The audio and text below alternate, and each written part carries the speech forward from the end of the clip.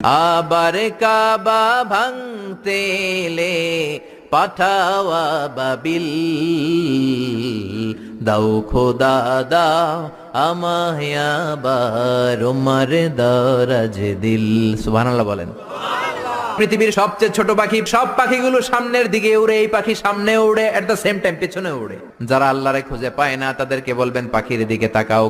আওয়ালাম ইয়ারাউ ইলাত তায়রি ফাওকাহুম সাফাতিন ওয়া ইয়াকবিদ মা ইউমসিকুহুন্না ইল্লার রহমান ইন্নাহু বিকুল্লি শাইইন বাসীর। নাস্তিকগুলো কি আমার পাখিগুলোর দিকে তাকায় না?